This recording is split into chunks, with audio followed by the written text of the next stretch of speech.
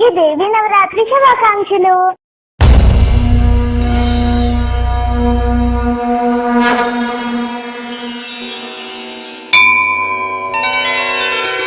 నవరాత్రులలో 9వ రోజు ఆ జగన్మాత అమ్మవారు దుర్గాదేవిగా మనకి దర్శనమిస్తారు.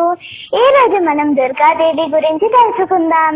తెలుసు కదా, మన షోని స్టార్ట్ చేసే ముందు సబ్స్క్రైబ్ చేసుకోవడం మాత్రం మర్చిపోవద్దు. దుర్గాదేవి రాక్షసులను సంహరించడానికి మూల ప్రకృతి అయిన లలితాదేవి అంటే మహాదేవి వివిధ రూపాలను తీసుకుంటుంది. లలితాదేవి వివిధ రూపాలలో దుర్గాదేవి ఒకటి. దేవి మహాత్మ్యం ప్రకారం జగన్మాత లలితాదేవి మహిషాసురుడు అనే రాక్షసుని అతని సైన్యాన్ని సంహరించడానికి దుర్గాదేవి అవతారం ఎత్తింది. దుర్గాదేవి కథ మార్కండేయ మహాపురాణంలోని దేవి మహాత్మ్యంలో ఉంది. మహిషాసురుడు బ్రహ్మ ఇచ్చిన వరం కలిగి ఉంటాడు. అతన్ని కన్య స్త్రీలు మాత్రమే సంహరించగలరు. దాని ద్వారా అతను అహంకారం పెంచుకొని దేవతలను ఋషులను భంగపరచడం ప్రారంభించాడు. అతను దేవతలతో పోరాడి స్వర్గానికి రాజయ్యి దేవతలను తన బానిసలుగా చేసుకున్నాడు. దేవతలు అతని నుంచి తప్పించుకొని బ్రహ్మదేవుడితో వైకుంఠానికి చేరుకున్నారు. విష్ణు భగవానుడు వైకుంఠంలో మహాశివుడితో మాట్లాడుతూ ఉండగా దేవతలందరూ అక్కడికి సమీపించి జరిగిందంతా చెప్పారు. అప్పుడు విష్ణుదేవుడు చాలా కోపంతో ఉన్నాడు. తన కోపం నుండి తన కనుబొమ్మల నుండి ఒక దివ్య శక్తి బయటికి వచ్చింది. అప్పుడు బ్రహ్మదేవుడు మహాశివుడు వివిధ దేవతల శక్తులన్నీ ఆ దివ్య శక్తిలో కలిసిపోయాయి. ఆ దివ్య శక్తి దేవి రూపాన్ని సంతరించుకుంది. వాస్తవానికి శ్రీ మహావిష్ణువు తప్ప దేవతలందరూ శక్తి కోసం మహాదేవిపై ఆధారపడతారు. కాబట్టి మహాదేవి నిర్దిష్ట రూపంలో శక్తిని నిర్దిష్ట దేవతకు అందజేస్తుంది. మరియు మహాదేవి యొక్క ప్రత్యేక రూపం ప్రత్యేక దేవత శక్తిగా చెప్పబడింది. ఇక్కడ శక్తి అంటే శక్తిని ప్రదాత అని అర్థం. అలా శక్తి ప్రదాత అయిన శక్తులు వైష్ణవి అయి విష్ణు శక్తిలో కలిసిపోయాయి. నిజానికి ఆ శక్తులన్నీ మహాదేవి అవతారాలు.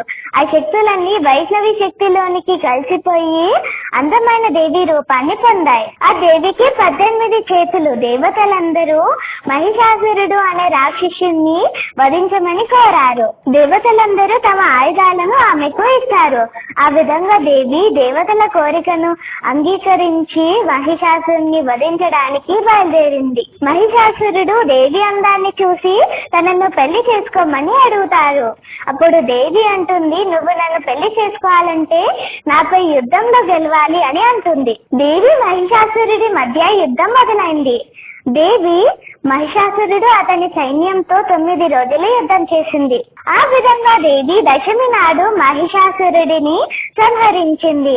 దేవి అడ్డంకులన్నిటినీ తొలగించేది కనుక దుర్గాదేవి అని కూడా పిలువబడుతుంది. కనక దుర్గా గుడి ఒక ప్రసిద్ధమైన దేవస్థానం. ఇది విజయవాడ నగరంలో కృష్ణానది ఒడ్డున ఇంద్రకీలాది పర్వతం మీద ఉంది. ఆంధ్రప్రదేశ్ రాష్ట్రంలోనే 2వ పెద్ద దేవాలయం. హిందూ పురాణాలలో అమ్మవారి గురించి ప్రస్తావన ఉంది. దేవాలయంలో అమ్మవారి విగ్రహం సుమారు 4 అడుగుల ఎత్తు ఉంటుంది. మిరుమిట్లు గొలిపే ఆభరణాలు పూలతో అలంకరించి ఉంటుంది. అమ్మవారికి 8 చేతులు ఉంటాయి.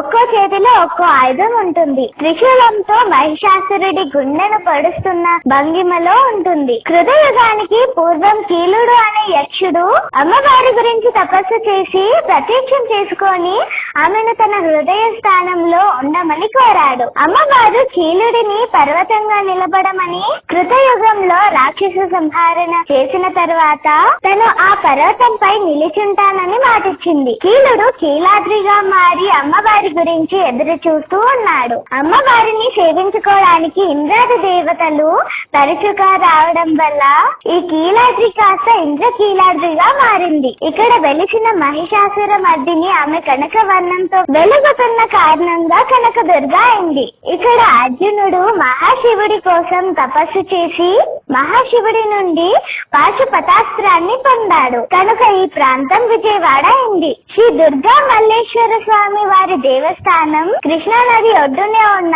ఇంద్రకీలాది పర్వతంపై ఉంది. ఇక్కడ దుర్గాదేవి స్వయంభుగా వెలిసిందని క్షేత్ర పురాణంలో చెప్పబడింది. ఆది శంకరాచార్యుల వారు తమ పర్యటనలో ఈ అమ్మవారిని దర్శించి ఇక్కడ శ్రీచక్ర ప్రతిష్ఠ చేశారని ప్రతీతి. ప్రతి సంవత్సరం కొన్ని లక్షల మంది ఆ దేవాలయానికి వచ్చి దర్శనం చేసుకుంటారు. రాక్షసుల బాధను భరించలేక ఇంద్రకీలుడు అనే మహర్షి దుర్గాదేవి గురించి తపస్సు చేసి అమ్మవారిని తన పైనే నివాసం ఉండి రాక్షసులను సంహరించమనగా ఆ తల్లి అక్కడ ఇంద్రకీలాద్రిపై కలువుంది. శివలీలలు, శక్తి మహిమలు ఆలయంలో ఆవరణలు అక్కడక్కడ గమనించొచ్చు. అందరికీ దేవీ నవరాత్రి శుభాకాంక్షలు.